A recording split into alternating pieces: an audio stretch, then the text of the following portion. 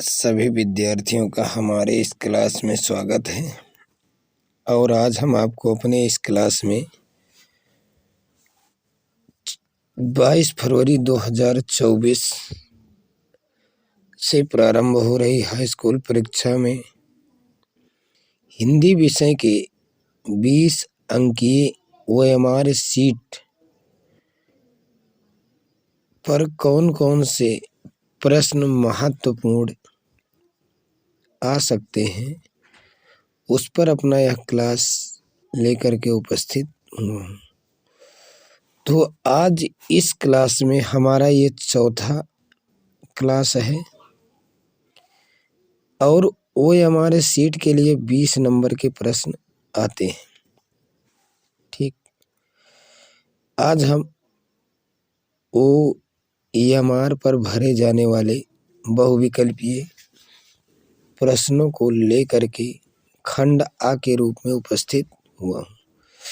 तो जिसमें पहला जो प्रश्न है वह है द्विवेदी युग की काल अवधि है।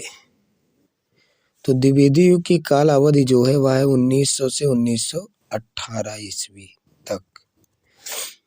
पंचपात्र, यहाँ पर आप देखिए पंचपात्र किसकी रचना है? तो पंचपात्र जो है पद्मलाल पुन्नालाल बख्शी का निबंध संग्रह है। तीसरा प्रश्न है उसी क्रम में, आकाशदीप किस विधा की रचना है? तो आकाशदीप कहानी संग्रह है, यानी जयशंकर प्रसाद का। किसका है? जयशंकर प्रसाद का। ठीक है, जयशंकर प्रसाद का क्या है? कहानी संग्रह है। ठीक, उसी प्रकार में अगला जो है वह है साहित्य और कला। ठीक है, साहित्य और कला किसकी रचना है? यानी प्रश्न नंबर जो 4 है, ये देखिए यहाँ पर है साहित्य और कला।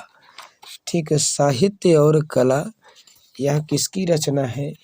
तो इसको हम थोड़ा देखते हैं कि इसके लिए जो विकल्प है वह विकल्प है यानी डॉक्टर भागवत शरण उपाध्याय, राजेंद्र प्रसाद, जयशंकर प्रसाद, रामचंद्र शुक्ल। लेकिन यह जो रचना है यह डॉक्टर भागवत शरण उपाध्याय जी की है। ठीक, यानी इसमें डॉक्टर भागवत शरण उपाध्याय जी सही होंगे। उजली याग के कृतिकार हैं, उजली याग कृतिकार हैं। जैसे पद्मलाल पुन्नालाल बख्शी की रचना नहीं है, यह है जो है रामधारी सिंह दिनकर का। उसी क्रम में अगला जो छठा प्रश्न है वह है प्रयोगवाद की समय अवधि। ठीक, तो प्रयोगवाद की जो समय अवधि है वह है सन 1943 से 1953 ईस्वी तक। यानी ये आपका ऑप्शन सही है। ठीक है, ये वाला ऑप्शन ठीक है, यानी दूसरा। निम्न में से छायावाद की 2 प्रवृत्तियां कौन सी हैं? यानी क्या छायावाद की 2 प्रवृत्तियां पूछ रहा है। तो इसमें पहला है सौंदर्यमय रहस्यवाद और प्रकृति का मानवीकरण।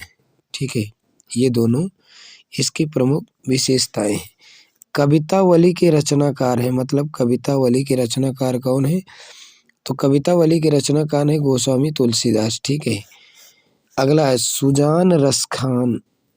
ठीक है, ये जो रचना है इसके रचनाकार कौन है? तो सुजान रसखान के जो रचनाकार हैं वह कौन है? रसखान है।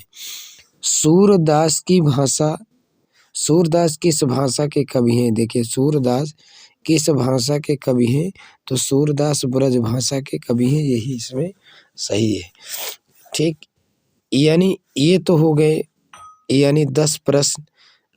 अगले पेज में हम देख रहे हैं यानी अगला 5 प्रश्न हम देख रहे हैं, यानी कि 5 क्या 10 प्रश्न।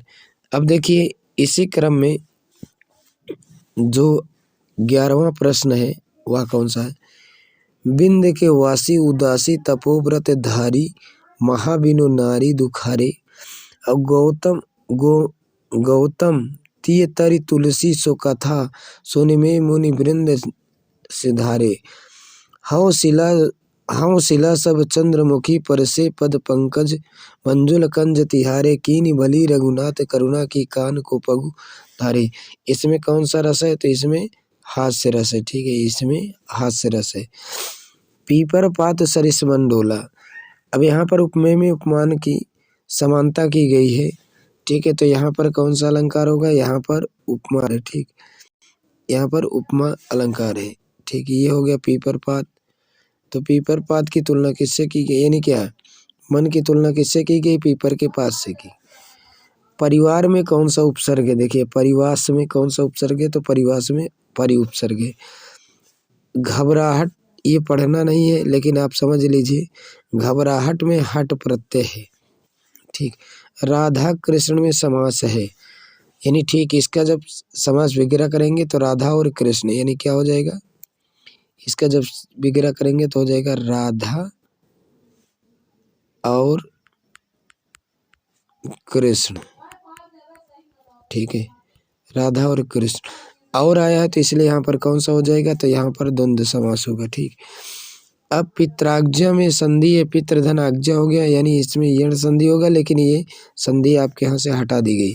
कुआं का तत्सम रूप क्या है? कूप है। कुआं का जो तत्सम रूप है, यानी कुआं का जो तत्सम रूप होगा वह क्या होगा? कूप।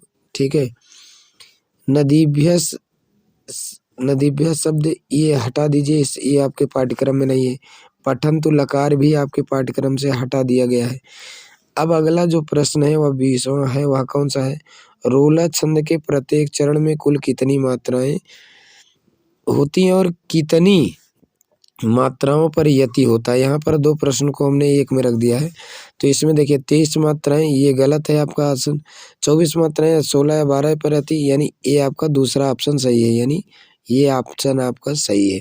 24 मात्राएं होती हैं और 11 या 13 पर यति होता है, मतलब रोला में 24 मात्राएं। ठीक है, कितनी मात्राएं? 24 मात्राएं। ठीक, 11 या 13 पर यति होता है। ठीक, तो ये तो हो गया क्या, यानी ये तो हो गया यानी बहुविकल्पीय प्रश्न का, यानी ये चौथा प्रश्न प्रश्न पत्र। अब हम अगली क्लास में अगला प्रश्न पत्र अपने हाथ से बना करके लाऊंगा, जो 20 अंक के लिए OMR में, ठीक है, 20 अंक OMR में भरने के लिए महत्वपूर्ण होंगे। मतलब OMR से आधारित प्रश्न 20 लेकर के उपस्थित होऊंगा अगली क्लास में। ठीक, धन्यवाद। आप इसको देखिए, समझिए, और यहाँ से अधिकतर प्रश्न आपको बोर्ड परीक्षा में मिलेंगे। ठीक, धन्यवाद।